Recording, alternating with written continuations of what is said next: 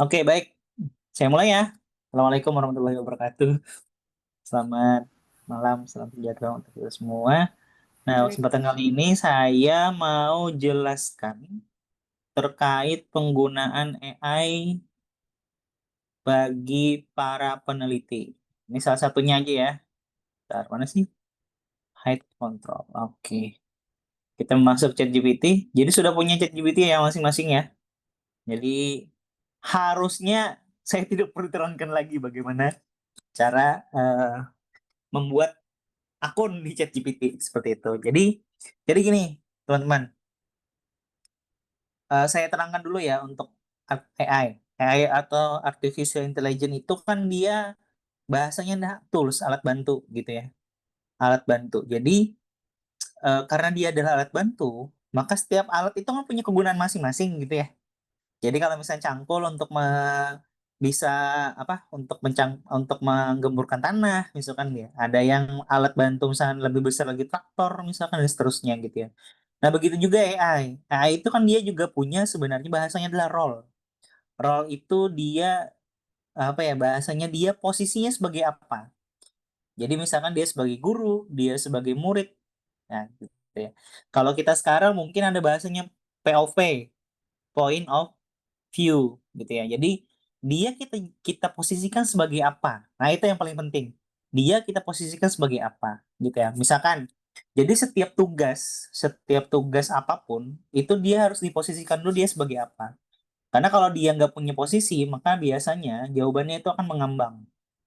Nah, jawabannya akan mengambang tuh. Misalkan kok kemana gitu ya. Kita tanya kemana, jawabannya kemana. Nah, itu akhirnya menjadi apa ya, bahasanya itu menjadi aneh, bahkan dia terkadang berhalusinasi seperti itu. Nah, ini yang perlu kita jelaskan gitu ya. Nah, ini saya uji cobakan dulu ya untuk menyusun, terkait menentukan role-nya. Nah, kita punya masalah nih gitu ya. Jadi setiap AI itu kita minta kan biasanya kalau kayak penelitian kan ada rumusan masalahnya ya, ada masalah yang ingin dibahas gitu ya.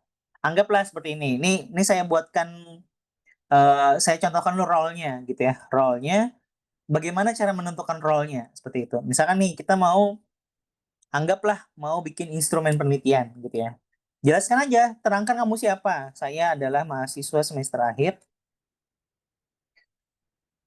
yang sedang menyusun skripsi. Gitu ya. Ini jelas nih, kita siapa gitu ya. Saya meneliti tentang pengembangan desain media pembelajaran. Saya ambil contoh aja ya, punyanya salah satu mahasiswa berbasis eh, berbasis augmented reality ya, gitu ya. Nah, baru kita minta role apa yang sesuai. Role apa yang sesuai dengan masalah tersebut. Nah, gitu. Jadi kita minta minta dia untuk menentukan role-nya apa. Nah, ada pilihan role yang relevan gitu ya. Pertama, instructional designer, kedua pengembang, developer, ketiga peneliti riset dan pengembangan, education and technology specialist. Baru dia bikinkan rekomendasi, gitu ya. Nah, jadi nah, maka ketika dia sudah menentukan dia sebagai apa, gitu ya, dia sebagai apa, nih, dia sebagai apa nih, gitu ya. Dia sebagai desainer pembelajaran sekaligus peneliti, gitu ya. Maka dia akan memberikan apa saja, gitu ya, apa saja, apa saja yang akan saya bisa buat, gitu. Oh, ternyata misalkan nih, role-nya gak ada yang cocok nih. Misalkan ya, gak ada yang cocok role-nya. Maka kalian bisa lebih detail lagi. Jika saya ingin membuat instrumen penelitian yang sesuai dengan penelitian tersebut, eh, dengan permasalahan tersebut, role apa yang cocok? Karena kita sudah tahu spesifik, oh, saya dibantu dong, nah gitu ya. Saya dibantu dong untuk menyusun instrumen gitu. Nah, maka dia akan membuatkan role lagi yang sesuai gitu ya. Nah, ini contoh aja. Jadi tolong nanti disesuaikan dengan kebutuhan masing-masing gitu. Jika seandainya disuruh bikin esai, ya berarti kan dia sebagai apa role-nya gitu ya. Atau mungkin dia kita minta sebagai apa gitu. Nah, ini ada kan? Nah, nih. Nah, instrumen yang dibutuhkan apa aja? Tuh, kelayakan isi media dan pembelajaran. Kepraktisan penggunaan media, ini kan diisi oleh guru dan peserta didik, ya. Efektivitas pembelajaran. Nah, karena kita penelitian desain, kita cukup satu dan dua aja, gitu ya. Nah, ada juga instrumen usability. Yang ini nanti kalau tadi saya sampaikan bahwasanya usability itu apakah nanti produknya bisa digunakan di sekolah atau tidak. Itu untuk usability. Gitu ya. Ada instrumen motivasi belajar. Nah, ini pakai ARCS based questionnaire. Jadi dia sudah punya base base acts gitu ya. Jadi dia menyusunnya sudah ada teorinya. Ada instrumen pengalaman ya. Nah, baru kita kita minta apa nih? Nah, dia bisa apa, bikin kenapa gitu ya. Cuma kita harus jawab dulu pertanyaannya ini.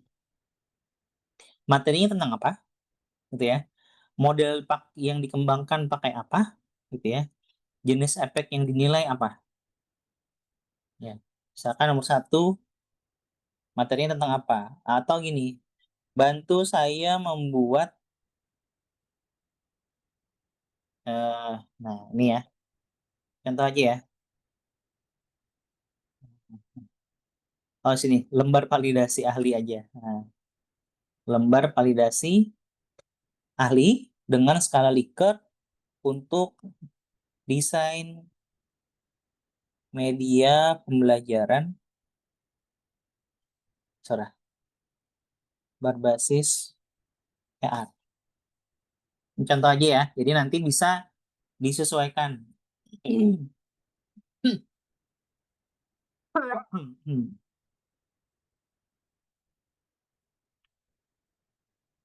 Gitu ya. Nah, coba coba lihat kata-katanya, indikatornya. 1 sampai 5. 1 sampai 4 ya. Iya. Memang biasanya ini 1 sampai, kenapa 1 sampai 4 atau 1 sampai 5 itu tergantung. Kadang ini bicara tentang kelemahan ya. Kalau sampai 5, terkadang orang akan memilih 3 yang netral. Tapi kalau 4, nggak bisa kan milih 2 atau 3 kan? Nah, gitu. Jadi kalau kata dosen saya itu yang paling bagus itu adalah 4 sebenarnya, karena tidak ada titik tengah. Sehingga orang harus milih antara tengah satu atau yang tengah kedua, gitu. Ya. Dan seterusnya. Nah, ada aspek kelayakan, komentar dan sebagainya. Nah, ya, sudah ada kan? Nah, ini cara menghitungnya, gitu ya. Jadi tergantung kita maunya seperti apa. Tapi tentukan dulu role-nya. Kalau role sudah selesai, bisa nggak ganti role? Bisa, gitu ya. Tinggal ganti ganti aja role-nya. Kalau misalkan nanti kalian menulis skripsi, itu bisa diganti role-nya. Role bantu saya menjadi asisten untuk penulisan skripsi. Itu role-nya. Ingat ya, kadang-kadang ada istilahnya writing block. Writing block itu bingung mau nulis apa. Nah, gitu. Jadi bisa gunakan minta bantuan AI untuk mendapatkan ide. Ingat loh ya, dapatkan ide loh ya. Bukan bukan copy paste dari copy paste dari yang mana? Dari chat GPT-nya langsung di copy paste gitu. Kalau instrumen ini nggak apa-apa, instrumen ini langsung aja copy paste gitu ya. Nah, itu yang mungkin perlu teman-teman. Kalau sudah ada instrumennya, sudah ada instrumennya, nah bisa dimasukkan gini. Jika saya ingin meminta bantuan untuk memperbaiki instrumen, ya,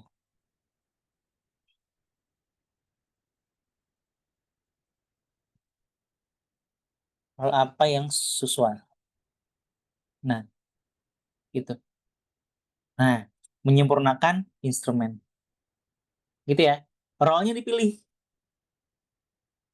gitu. Jadi role-nya nanti yang dipilih dan seterusnya ya. Jadi, nah silakan kirim. Berarti kita bisa upload instrumen kita tadi. Minta tolong disempurnakan instrumen saya. Nah seperti itu. Ya, dan nanti dia akan memberitahu tuh kelemahannya di sini, tolong diganti ini. Jadi sebenarnya eh, dosen pembimbing itu sebenarnya mengarahkan aja jadinya, mengarahkan jadinya. ChatGPT sudah bisa membantu gitu ya. Oke ya. Nah, jadi intinya adalah semuanya bisa dilakukan dengan ChatGPT, tapi harus tahu caranya seperti apa. Oke, ya. Tapi ingat mereka adalah tools ya, yang jangan sampai nanti dikalahkan oleh toolsnya. Yang di dunia akhirnya kan nanti ada dua tuh. Manusia itu akan menjadi dua golongan apa ketika melihat AI. Ada yang mereka merasa dikalahkan oleh AI, ada mereka bisa menang dengan AI. Ya, mereka yang bisa memanfaatkan itu mereka pasti nanti ke depannya tidak akan mungkin tergerus meskipun jadi guru. Ingat loh ya, yang kalian akan hadapi sebagai guru itu adalah mereka yang sudah berteman dengan AI. Jadi harusnya kalian nanti bisa bisa juga menggunakan AI gitu ya. Malah lebih lebih pasif mungkin menggunakan AI-nya. Seperti itu ya. Jadi tolong eh, menggunakan AI boleh saja, tapi tempatkan mereka sebagai tools, bukan pengganti kalian. Ya, seperti itu ya. Ada pertanyaan? Tidak ada. Kalau begitu saya akhiri. Wabillahi taufiq wal hidayah. Wassalamualaikum warahmatullahi wabarakatuh.